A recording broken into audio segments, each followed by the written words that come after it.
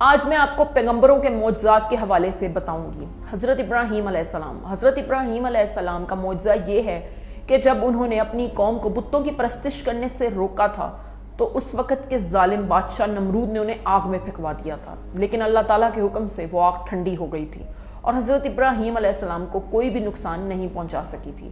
حضرت موسیٰ علیہ السلام کے معجزے یہ ہیں کہ جب وہ اپنا عصا زمین پر پھینکتے تھے تو وہ سانپ بن جایا کرتا تھا، اور اس کے ساتھ ساتھ جب وہ اپنا ہاتھ بغل میں ڈال کر اسے باہر نکالتے تھے تو وہ روشن ہو جایا کرتا تھا۔ اس کے علاوہ حضرت موسیٰ علیہ السلام کی قوم وہ پہلی قوم ہے جس کے اوپر من و سلوہ اترا، اور حضرت موسیٰ علیہ السلام جب بنی اسرائیل کو لے کر وادی سینا میں پہنچے تھے تو وہاں دور دور تک نہ تو کوئی سبزہ تھا اور نہ ہی پانی، لیکن حضرت موسیٰ علیہ السلام نے جب اپنا عصا زمین پر مارا تو اللہ کے حکم سے وہاں 12 چشمے جاری ہو گئے تھے۔ حضرت داؤد علیہ السلام کا معجزہ یہ ہے کہ وہ جب لوہے کو اپنے ہاتھ میں لیتے تھے تو وہ نرم ہو جایا کرتا تھا، اور پھر وہ اس لوہے سے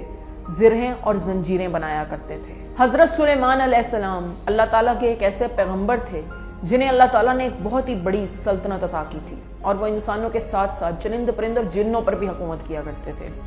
اور وہ چرند پرند کی زبان کو بھی سمجھ سکتے تھے، اور اس کے ساتھ ساتھ اللہ تعالیٰ نے ہوا بھی ان کے قابو میں دے رکھی تھی۔ وہ جب بھی چاہتے تھے تو مہینوں کا سفر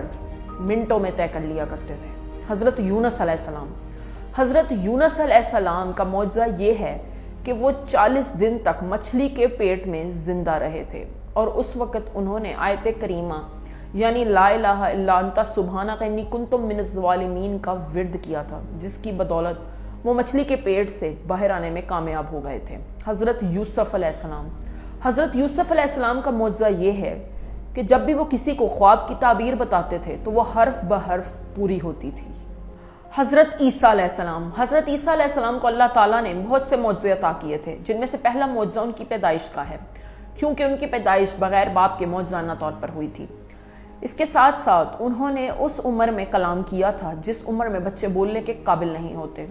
اور نہ صرف انہوں نے اپنی ماں کی گود میں کلام کیا بلکہ حضرت مریم علیہ السلام کی پاک دامنی کو بول کر ثابت بھی کیا تھا۔ اس کے ساتھ ساتھ اللہ تعالیٰ نے انہیں اور بھی بہت سے معجزے عطا کیے تھے، کیونکہ حضرت عیسیٰ علیہ السلام کی پیدائش ایک ایسے دور میں ہوئی تھی جس دور میں طب یونانی اور جادوگری عروج پر تھی، اس لیے اللہ تعالیٰ نے انہیں طب کے حوالے سے معجزے عطا کیے تھے،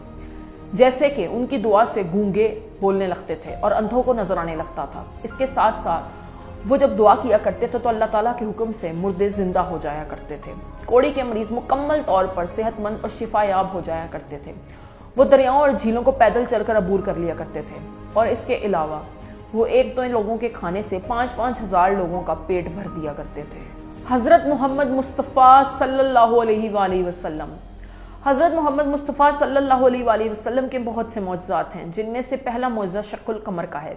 اس معجزے کے مطابق رسول اللہ صلی اللہ علیہ وآلہ وسلم نے کافروں پر اپنی نبوت ثابت کرنے کے لیے اللہ تعالیٰ کے حکم سے چاند کو 2 ٹکڑوں میں تقسیم کر دیا تھا۔ قرآن مجید ایک ایسی کتاب ہے جو اللہ تعالیٰ نے اپنے آخری پیغمبر رسول اللہ صلی اللہ علیہ وآلہ وسلم پر نازل کی تھی۔ اس کتاب کی حفاظت کا ذمہ اللہ تعالیٰ کے سر ہے، یعنی قرآن مجید میں قیامت تک ذرا سی بھی تبدیلی نہیں کی جا سکتی۔ رحمت للعالمین رسول اللہ صلی اللہ علیہ وآلہ وسلم کا خطاب ہے جو ان کے علاوہ کسی دوسرے پیغمبر کو نہیں دیا گیا۔ اس کا مطلب یہ ہے کہ رسول اللہ صلی اللہ علیہ وآلہ وسلم نہ صرف مسلمانوں بلکہ پوری دنیا کے لیے ایک رحمت ہیں۔ خاتم النبیین کا خطاب بھی صرف اور صرف رسول اللہ صلی اللہ علیہ وآلہ وسلم کے ہی حصے میں آتا ہے، کیونکہ وہ نبوت کے سلسلے پر ایک مہر ہیں۔ ان کے بعد کوئی بھی نبی نہیں آ سکتا اور نہ ہی کبھی آئے گا، کیونکہ قیامت تک اللہ تعالیٰ نے رسول اللہ کے دین کو ہی انسانیت کے لیے حق قرار دیا ہے۔